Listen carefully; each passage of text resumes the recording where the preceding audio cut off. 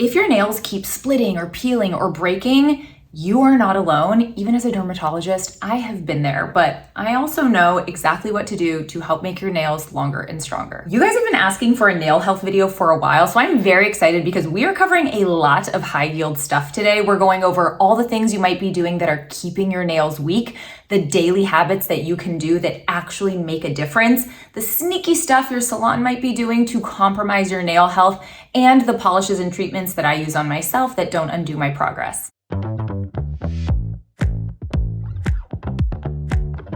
I'm Dr. Sam Ellis, board-certified dermatologist. If you're new here, I share evidence-based tips to help you with your skin, hair, nails, overall wellness. So make sure you hit that subscribe button if you like content that helps you look and feel your best. Today's video is in partnership with Manicurist, a polish brand I have personally been using because of how well it supports nail health. So I'll share more about them later. Okay, let's start with the basics. If your nails keep breaking, there are a handful of very common reasons why. And once you understand those, it's so much easier to fix them. Number one, overexposure to water. When your nails get wet, they actually expand a little bit like a sponge. And then as they dry out, they contract back down. And that repeated expansion and contraction actually weakens the bonds between the cells of your nails and over time can make them a lot more fragile and brittle. So if you're constantly washing your hands or your job involves having your nails wet for prolonged periods of time or repeated wet-dry cycles, that might be the culprit. Number two, nutritional gaps. Low iron and protein deficiency are probably what I see most commonly in my own clinical practice.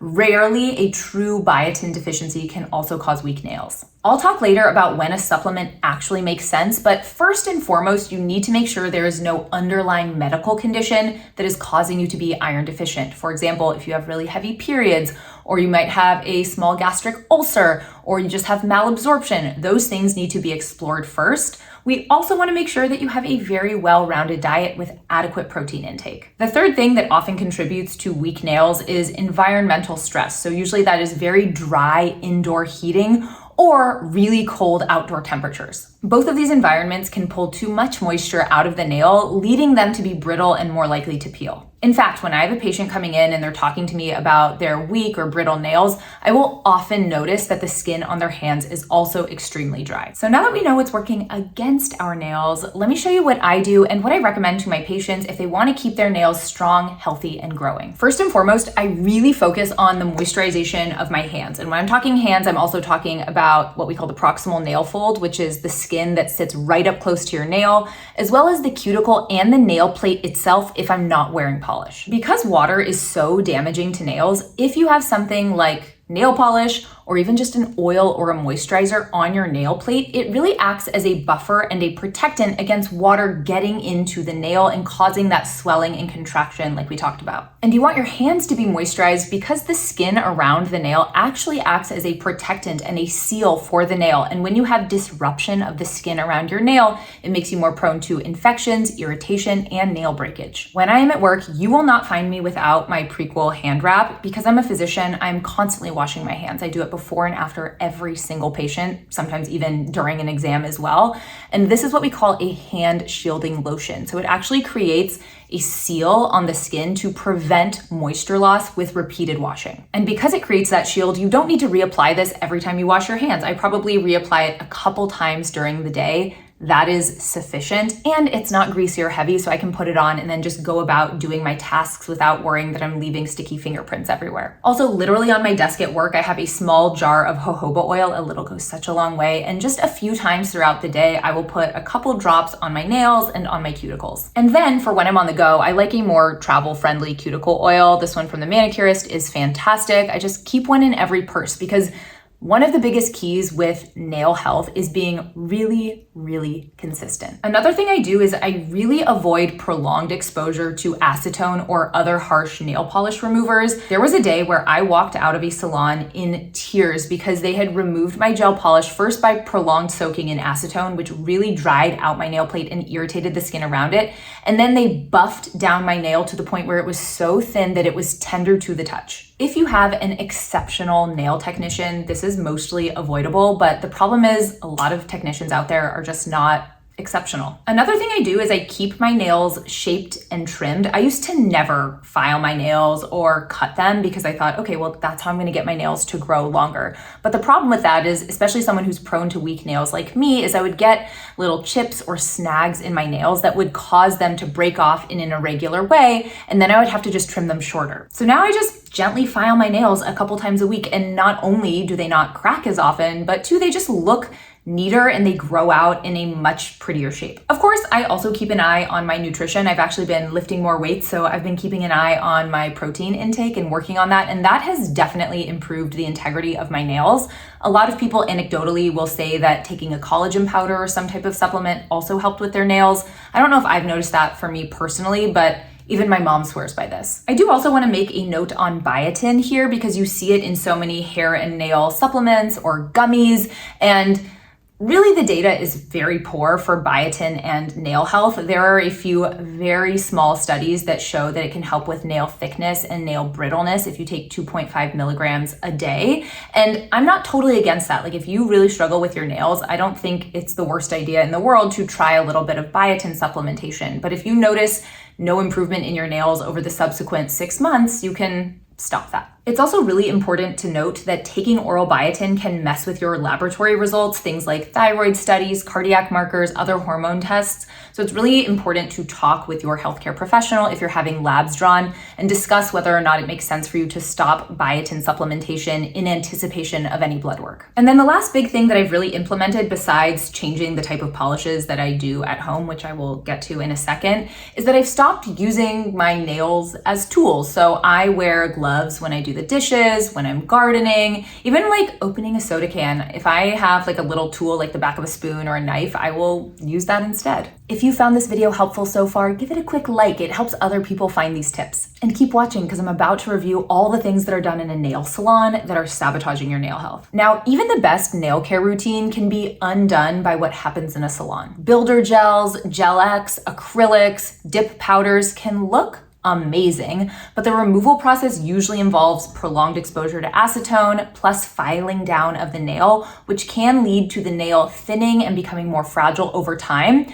Also, a lot of these new Russian manicure techniques where they're actually removing the cuticle, the protective part of your nail, can lead to things like infections or even permanent irregular nail growth. I know some of those techniques look so beautiful, and I've even seen like a gorgeous Russian manicure and been like, I want that. But I also treat people with nail disorders, and I have had many cases of nail infections, of irregular nail growth over the past several years as these techniques have risen and become more common. Also, there are still some salons in the United States, even though this has been illegal for a long time, that use MMA or methyl methacrylate in their acrylics. And what that acrylic does is it bonds super strongly to your nail. It's almost like cement. And so with the removal process, you remove so much of the natural nail, and it is incredibly problematic.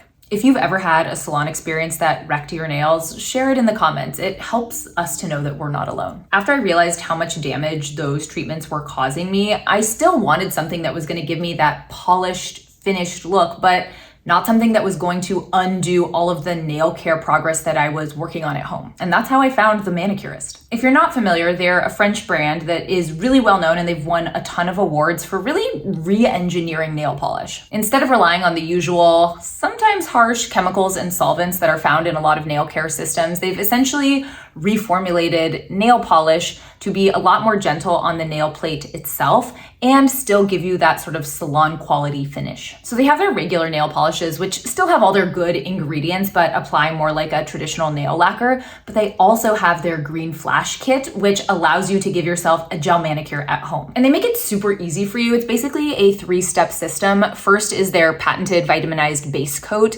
This is what's going to protect your nail. It's going to strengthen your nail. Then you go in and apply your color. They have beautiful colors. They have great neutrals. They have beautiful brights. They have dark moody tones, like such great color selection.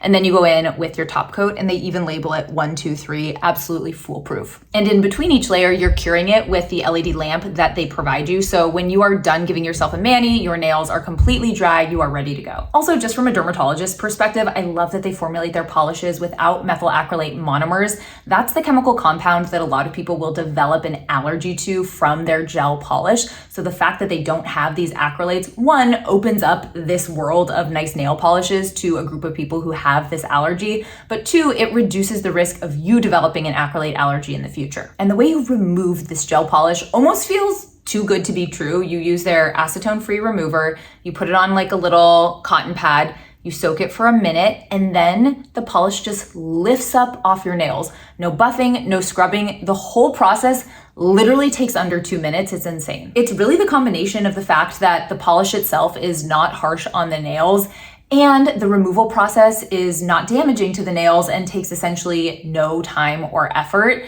You get this beautiful marriage of healthy nails and pretty nails, and really speaks to me. Whether you're trying to do fewer manis at the salon to save money, you're doing a little bit of nail rehab, you're trying not to expose yourself to certain chemicals that are found in traditional nail varnishes, or you just want to be more efficient with your time, I feel like the manicurist just checks so many boxes. And if you look in the description box, you'll find a link to the products as well as my discount code. And with that sort of sums up my approach to nail care for myself and for my patients.